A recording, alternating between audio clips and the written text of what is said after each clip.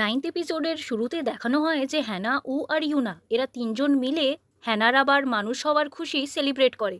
ইউনা হ্যানাকে congratulate করে কেন কি ও এখন জিনকে ডেট করছিল।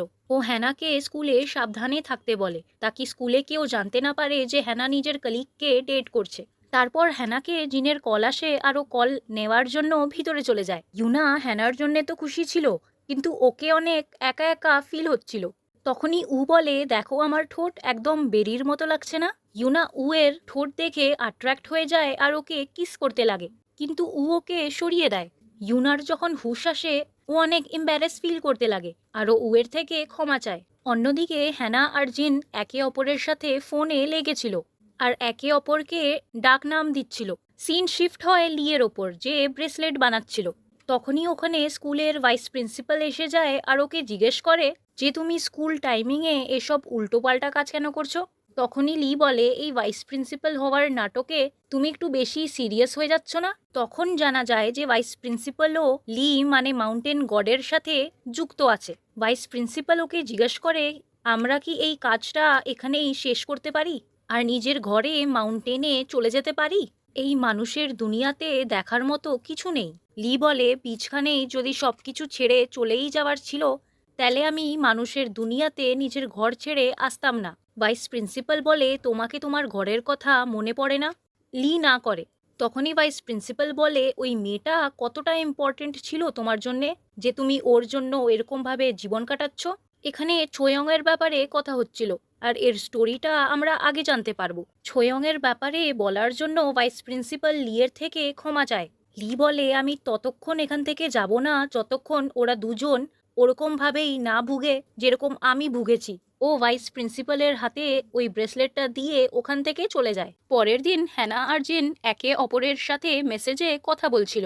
তখনই ওখানে চয়ুল আসে আর জিন থেকেও জানতে পারে যে জিন আর হ্যানা ডেট করছে আর হ্যানার অভিশাপও ভেঙে গেছে। স্কুলে ভাইস প্রিন্সিপাল সবাইকে ওই ব্রেসলেটটা দেয় আর হ্যানাকে ওর ব্রেসলেটটা পরতে বলে। ভাইস প্রিন্সিপাল সবার সাথে ডিসকাস করে যে পাশের স্কুলে দুটো টিচার কিস করতে গিয়ে ধরা পড়েছে।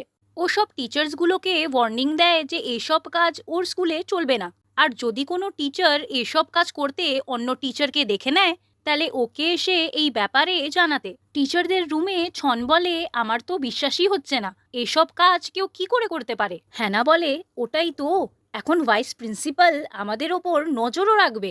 ছন বলে, না আমি ওনার ব্যাপারে বলছি না, আমি তো ওই টিচারদের ব্যাপারে বলছিলাম যারা কিস করছিল আর নিজেকে স্কুলে কন্ট্রোলও করতে পারেনি। ইউন জিনকে দেখে বলতে লাগে, তো কি হয়ে গেল, আমি যদি এই সুযোগটা পাই তাহলে আমিও এটা ট্রাই করব, কত মজা আসে হবে না।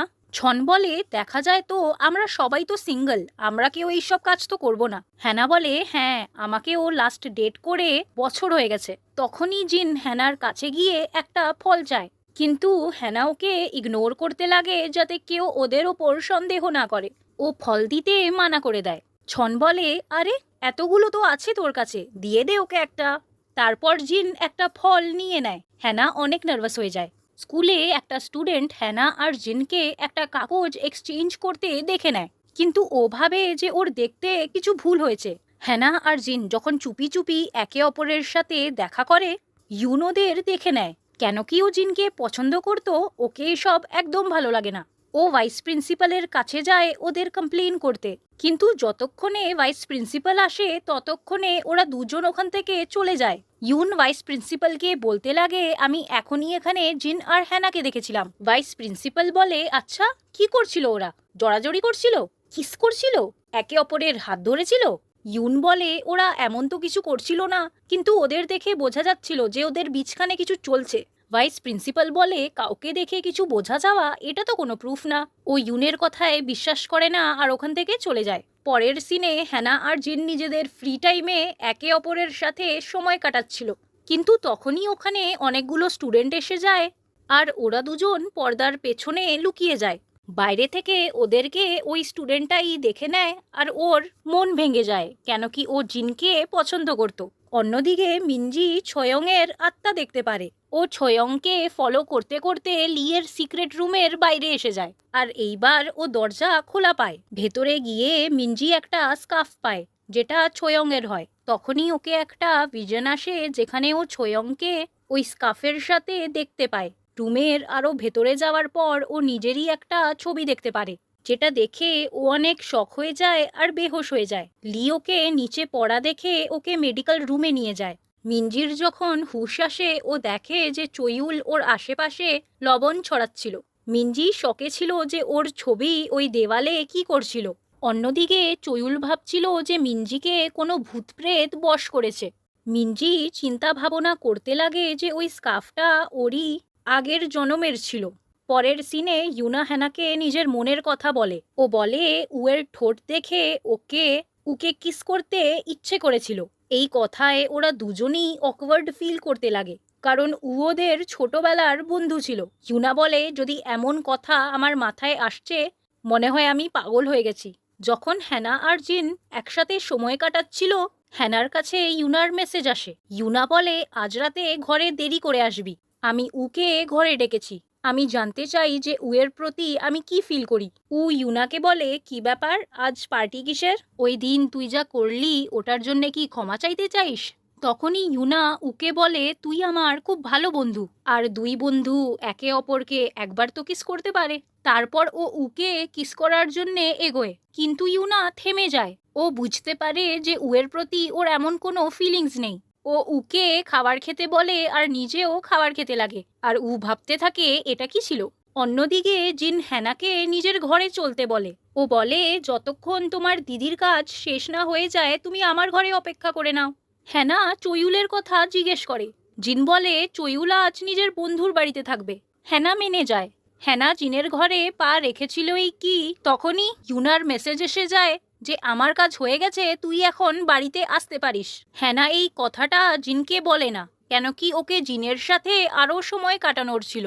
জিন ওর খাওয়ার জন্যে ফ্রুটস বের করা শুরু করে দেয়, আর হ্যানা জিনের সাথে হয়েও ওরই স্বপ্ন দেখতে লাগে। এম্বারেসমেন্ট থেকে বাঁচার জন্যে ও বাথরুমে চলে যায়। জিন হ্যানাকে বলে, এখন আমরা স্কুলে নেই, তাহলে আমার যা ইচ্ছা করে আমি ওটা করতে পারি। তারপর ও হ্যানাকে কিস করার জন্যে এগোয়, কিন্তু তখনই কেউ দরজার পাসওয়ার্ড খুলতে লাগে।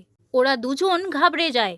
জিন দৌড়ে দৌড়ে দরজার কাছে যায়, আর হ্যানা লুকাতে থাকে। দরজায় লি হয়। জিন ওকে জিজ্ঞেস করে, তুমি হঠাৎ এখানে কি করছো?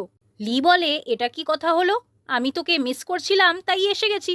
ও বলে, আরে মজাক করছি, অ্যাকচুয়ালি আমার একটা জিনিস এখানে রয়ে গেছিল, ওটাই নিতে এসেছিলাম। তারপরও চয়ুলের রুমে যেতে লাগে, কিন্তু হ্যানা ওখানেই লুকিয়েছিল। জিনোকে থামানোর জন্য ওর পেছনে দৌড়াতে লাগে। লি বলে, আরে চয়ুলের ঘর তো লক। জিন কথাটাকে ঘোরানোর জন্য বলে, চয়ুল এখন বড় হচ্ছে, ওকেও এখন প্রাইভেসি দেওয়ার দরকার না? আমরা তো ছেলে, আমাদেরকে এই কথাটা বোঝা উচিত। লি বলে, হ্যাঁ তুই ঠিক বলছিস।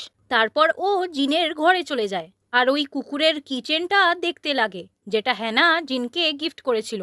জিন হ্যানাকে মেসেজ করে বলতে লাগে, এক কাজ করো, তুমি বাইরে এসে যাও, লিকে সব সত্যি কথা বলে দিই। তখনই হ্যানা জিনকে মেসেজ করে বলে যে আমার জুতোগুলো বাইরেই রয়ে গেছে। জিন জুতোগুলো লুকোতে লাগে। তখনই ওখানে লি এসে যায় আর ওকে জিজ্ঞেস করে, কি করছিস তুই? জিন বলে, আমার দিদি একজোড়া জুতো মাগিয়েছিল, ওটাই প্যাক করছিলাম। লি ওকে সন্দেহর নজরে দেখতে লাগে আর বলে, দিদিকে বল ওখান থেকেই কিনে নিতে, এখান থেকে কুরিয়ার করলে বেশি টাকা লাগবে। জিন বলে, মনে হয় ওকে এখানকারই চাই। তখনই কেউ দরজার পাসওয়ার্ড খুলতে লাগে। জিন বুঝে যায় যে এটা চয়ুল। ও চয়ুলকে লি থেকে লুকিয়ে বাইরে ধরে নেয় আর চয়ুলকে জিজ্ঞেস করে, তুই এখানে কি করছিস? তুই তো আজকে নিজের বন্ধুর বাড়িতে থাকবি বলেছিলি। চয়ুল বলে, হ্যাঁ, কিন্তু আমাকে মজা আসছিল না তাই আমি রিটার্নে এসে গেছি। জিন বলে, মজা আসেনি মানে? তুই তো ওখানে পড়তে গেছিলি। চয়ুল ঘাবড়ে যায়। ও বলে, হ্যাঁ আমি ওখানে পড়তেই গেছিলাম, আমার মানে ওটাই ছিল। জিন বলে, তুই আবার ওর বাড়িতে যা। চয়ুল বলে, কেন? জিন বলে, লি এসেছে, ও অনেক দুঃখী, ও কান্না করছে, ওকে একটু একলা থাকার দরকার আছে। চয়ুল বলে, আচ্ছা সত্যি? অনেক গম্ভীর ব্যাপার কি? জিন বলে, হ্যাঁ, এখন ওকে বিরক্ত করিস না। এরপরও চয়ুল জোর করে ভেতরে চলে যায় আর লিকে গিয়ে জিজ্ঞেস করে, স্যার আপনি ঠিক আছেন তো? এখন চয়ুলকে দেখে লি শক হয়ে যায়। জিন লিকে বলে, আরে আমি তোমাকে বলতে ভুলে গেছিলাম, চয়ুল নিজের বন্ধুর বাড়িতে গেছিল। চয়ুল লিকে বলে, স্যার আপনি টেনশন নিবেন না, জীবনে এইসব জিনিস চলতে থাকে, সব ঠিক হয়ে যাবে। তখন জিন বলে, লি এখন ঠিক আছে, আর লি কিছু বুঝতে পারে না। চয়ুল নিজের রুমে যেতে লাগে। জিনোকে থামানোর জন্য ওর পিছনে যায়। চয়ুল বলে আমার রুম তো লক। লি বলে হ্যাঁ, আগেও খুলছিল না এটা। জিন বলে দরজাটা মনে হয় জাম হয়ে গেছে। ভেতরে হ্যানা লুকোতে লাগে। চয়ুল হ্যান্ডেলে একটু জোর লাগায় আর লক খুলে যায়। রুমে হ্যানাকে দেখা যায় না। এটা দেখে জিন একটু শান্তি পায়, কিন্তু হ্যানা তো ওখানেই লুকিয়েছিল। চয়ুলকে রুম থেকে বের করার জন্যে জিনোকে মুভি দেখার জন্যে জিজ্ঞেস করে, আর ওরা তিনজন মুভি দেখতে লাগে। জিন একটা এমন বোরিং মুভি লাগিয়ে দেয় যে ওদের দুজনকে ঘুম আসতে লাগে, আর ওরা দুজন ঘুমিয়ে যায়। জিন আস্তে করে চয়ুলের রুমের দিকে যায় আর আলমারি খুলে দেখে যে হ্যানা ঘুমিয়ে পড়েছে। ও হ্যানাকে ওঠায় আর ওরা দুজন কিস করতে লাগে। ওরা দুজন আস্তে আস্তে ঘরের বাইরে চলে যায়। তখনই লিকে দেখানো হয়। ওর চোখ খুলে যায়। ও তো মাউন্টেন গড ছিল, ও সবই জানতো। পরের দিন ইউনার ব্যাপারে ভাবতে থাকে। তারপর ও ভাবে, এটা কি করছি আমি, আমাকে আমার কাজে মন দেওয়া উচিত। তখনই হ্যানার মামা যে কুকুর হয়ে গেছিল তার শরীর খারাপ হয়ে যায়। ক্লিনিকে ইউনা আর হ্যানা আসে, আর ওরা জানতে পারে যে মামার কাছে আর বেশি সময় নেই, কখনো কিছুও হতে পারে, আর ওদের সব সিচুয়েশনের জন্যে তৈরি থাকা উচিত। পরের সিনে জিন আর হ্যানাকে দেখানো হয়। জিন হ্যানার থেকে ওর মামার ব্যাপারে সবকিছু জানতে পারে। জিন জিজ্ঞেস করে, তাহলে কি কেউ জানে না যে এই অভিশাপটা শুরু কি করে হয়েছে? হ্যানা না বলে। জিন বলে, যদি জানা যেত যে অভিশাপটা শুরু কি করে হয়েছিল, তাহলে মনে হয় এটা শেষ করার উপায়ও পাওয়া যেত। হ্যানা বলে, অভিশাপ শেষ করার কথা বলছো? জিন বলে, হ্যাঁ, যদি এই অভিশাপটা শেষ হয়ে যেত তাহলে তুমি আর তোমার পরিবার সুখে শান্তিতে জীবন কাটাতে পারতে। হ্যানা বলে, আমি এই অভিশাপটা শেষ করার কথা কখনো ভাবিনি। এই অভিশাপটা আমাদের জন্মানোর সাথেই আমাদের সাথে জুড়ে যায়। জিন বলে, কিন্তু ভবিষ্যৎ কেউ দেখেনি, কখনো কিছুও বদলে যেতে পারে। ও বলে, সবসময় মনে রেখো, তোমার সব পরিস্থিতিতে আমি তোমার সাথে দাঁড়িয়ে থাকব। পরের দিনে মিনজি লি থেকে ওই রুমের ব্যাপারে জিজ্ঞাসা করে, যেখানে ও বেহোশ হয়ে গেছিল। লি ওর কথাটাকে ঘুরিয়ে দেয় আর বলে, তোমার শরীর ভালো না, নিজের ওষুধগুলো ভালোভাবে খাও। এটা বলে ও ওখান থেকে যেতে লাগে, কিন্তু মিনজি ওকে থামিয়ে দেয় আর বলে, আপনি আমার থেকে কিছু লুকোচ্ছেন। লি ওকে ওই সিক্রেট রুমে নিয়ে যায়, কিন্তু এবার মিনজি না তো ওই স্কার্ফটা পায় আর না তো ওই পেন্টিংটা। অফকোর্স লি ওইগুলো সরিয়ে দিয়েছিল। মিনজি লিকে জিজ্ঞেস করে, আমি আপনার জন্য কার্ড রিডিং করব? লি মেনে যায়। মিনজি ওকে 3টে কার্ড চুজ করতে বলে। লি 3টে কার্ড বের করে। প্রথম কার্ড দেখে মিনজি বলে, লি একটা সাধারণ মানুষ নয়, ও একটা মূল্যবান ব্যক্তি যার ব্যাপারে কেউ কিচ্ছু জানে না। দ্বিতীয় কার্ড দেখে মিনজি বলে, তুমি বাইরে দিয়ে যতটা খুশি দেখাও ততটা খুশি তুমি ভিতরে নাও। তৃতীয় কার্ড দেখে মিনজি বলে যে তুমি কোনো মরা মানুষকে মিস করো। মিনজি বলে, আচ্ছা, তো এই কারণেই তুমি মাউন্টেন ছেড়ে দিয়েছো আর এখানে একটা লক্ষ্যহীন জীবন কাটাচ্ছ? ও বলে, যেই মেয়েটার জন্যে তুমি এমন জীবন কাটাচ্ছ সে কিন্তু এটা চায় না। লি ইমোশনাল হয়ে যায় আর ওখান থেকে বাইরে বেরিয়ে আসে। তখনই একটা ফ্ল্যাশব্যাক দেখানো হয় যেখানে ছয়ং লিকে কিস করে। সিন প্রেজেন্টে আসে আর লিকে দেখানো হয় ওর কাছে জিনের কি চেন হয়। অন্যদিকে জিন ওই কি চেনটাই খুঁজছিল। তখনই ওকে লিয়ের কল আসে আর লি ওকে দেখা করার জন্যে ডাকে। জিন যখন ওখানে পৌঁছায় ও ওর কিচেনটা ওখানে দেখতে পায়। যখনই ও ওটা নিতে যায় লি ওর গলায় তলোয়ার রেখে দেয়। তখনই একটা ফ্ল্যাশব্যাক দেখানো হয় যেখানে জিনও ছয়ংয়ের গলায় তলোয়ার রেখেছিল। আর এরই সাথে এপিসোড 9 শেষ হয়ে যায়।